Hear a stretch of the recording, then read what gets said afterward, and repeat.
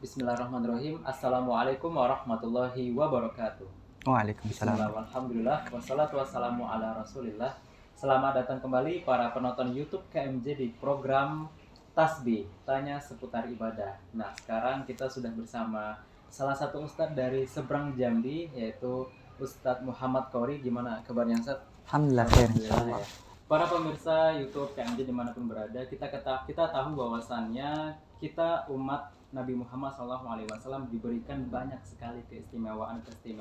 Sah. Nah, kita ingin tahu nih salah satu atau salah dua mungkin Iya, keistimewaan kita sebagai umat Nabi Muhammad itu apa saja, Ustaz? Mungkin bisa dijelaskan. insyaallah. Tafadhol, Ustaz.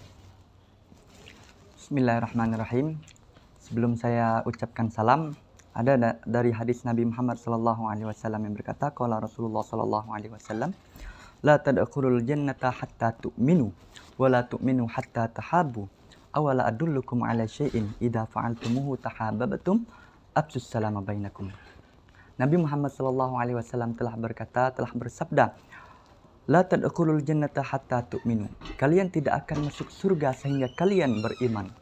Wala tu'minu hatta tahabu, dan tidak sempurna iman kalian sehingga kalian saling mencintai. Awal adullukum ala syai'in idza fa'altumuhu tahabbtum. Maukah kalian aku tunjukkan, kata Nabi Muhammad sallallahu alaihi wasallam, idza fa'altumuhu tahabbtum, jika kalian melakukannya maka kalian akan saling mencintai. Apa itu, kata Nabi Muhammad sallallahu alaihi wasallam? Afsus salama bainakum, maka sebarkanlah salam di antara kalian. Assalamualaikum warahmatullahi wabarakatuh. Waalaikumsalam warahmatullahi wabarakatuh. Bismillahirrahmanirrahim. Alhamdulillahirabbil alamin. Alhamdulillahilladzi ja'alana min ummati sayyidina Muhammadin sallallahu alaihi wasallam, alladzi huwa afdhalul ummah, kama qala Allah ta'ala, kuntum khairu ummatin ukhrijat lin-nas ta'muruna bil ma'ruf wa tanhauna 'anil munkar wa tu'minuna billah walau amana ahlul kitabi lakana khairul lahum minhumul mu'minun wa aktsarhumul fasiqun.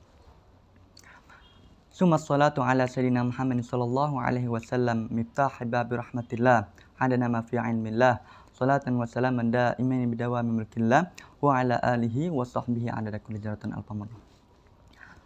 Alhamdulillah, Allah telah menjadikan kita sebagai umat Nabi Muhammad sallallahu alaihi wasallam, yang mana dia Nabi Muhammad sallallahu alaihi wasallam khairul anbiya wa khairul mursalin, sebaik-baiknya para nabi dan sebaik-baiknya para rasul. Habibullah, kekasihnya Allah, Nabi Muhammad sallallahu alaihi wasallam. Wa huwa miftah babi rahmatillah, dan Nabi Muhammad sallallahu alaihi wasallam itu adalah kunci dari rahmat Allah Subhanahu wa taala. Miftah babi rahmatillah, yang mana kita tidak akan mendapatkan cinta dan kasih sayang dari Allah Subhanahu wa taala di dunia ini maupun di akhirat kecuali melalui baginda Nabi Muhammad sallallahu alaihi wasallam.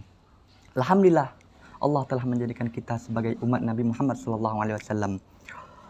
Sebagaimana dalam Al-Qur'an dijelaskan, kuntum khairu ummatin ukhrijat linnas, kalian adalah sebaik-baiknya umat daripada kalangan umat yang terdahulu. Kita adalah sebaik-baiknya umat Nabi Muhammad sallallahu alaihi wasallam. Dan begitu banyak keistimewaan yang dijadikan oleh Allah Subhanahu wa taala untuk kita sebagai umat Nabi Muhammad sallallahu alaihi wasallam.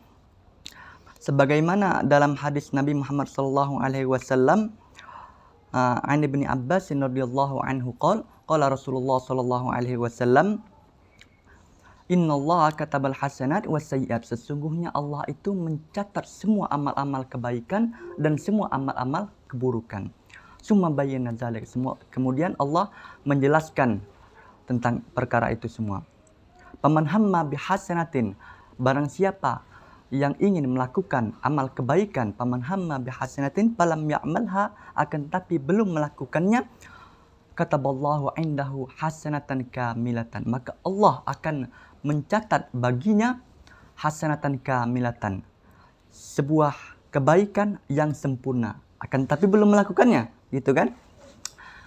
Wa in amalha, dan jika dia melakukannya, kataballahu indahu, maka Allah akan mencatat baginya asyara hasanatin, 10 kebaikan, ila sab'umi'ati da'fin, dan dilipat gandakan lagi sampai ke 700 kebaikan, kathiratin, yang begitu banyak.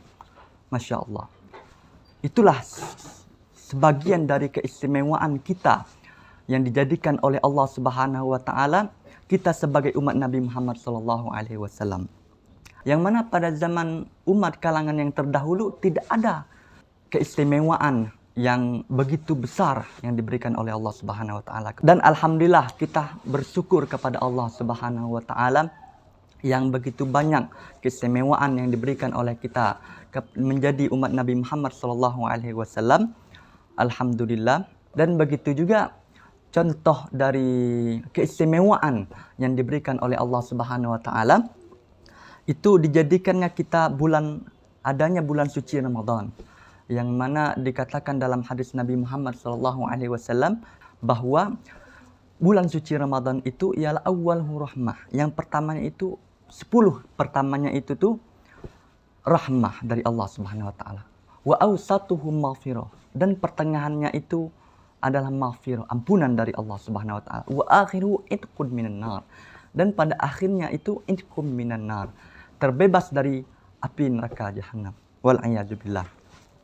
Alhamdulillah, dari hadis Nabi Muhammad sallallahu alaihi wasallam itu kita mengetahui bahwa begitu besar keistimewaan yang dijadikan oleh Allah Subhanahu wa taala untuk kita sebagai umat Nabi Muhammad sallallahu alaihi wasallam. Akan tetapi ya ikhwani fillah, kita jangan sampai juga termasuk orang yang dikatakan dalam hadis Nabi Muhammad sallallahu alaihi wasallam, kam min shaimin laisa lahu min siyamihi illal ju' wal atas. Berapa banyak orang yang puasa laisa lahu min siyamihi, dia tidak mendapatkan laisa lahu min siyamihi, dari puasanya itu illal ju' wal atas, kecuali lapar dan haus saja. Kenapa begitu? Dan itu ditafsirkan oleh Habib Zain bin Semit di dalam kitab Fawaidul Mukhtar. Dijelaskan dalam hadis Nabi Muhammad SAW ada 5 perkara yang bisa membatalkan pahala puasa. Apa itu? Khamsun yufattinna shaim, kata Nabi Muhammad SAW.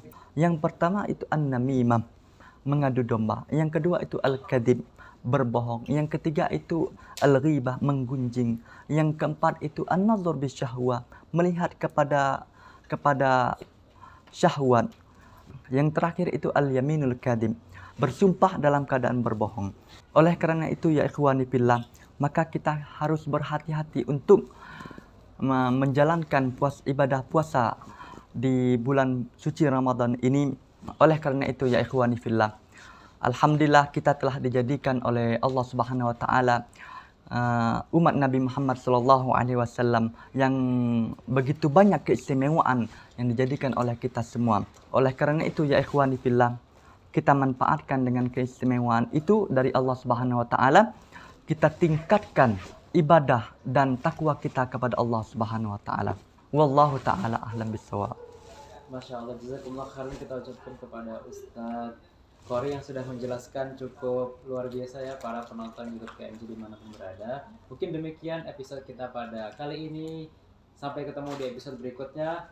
Assalamualaikum warahmatullahi wabarakatuh.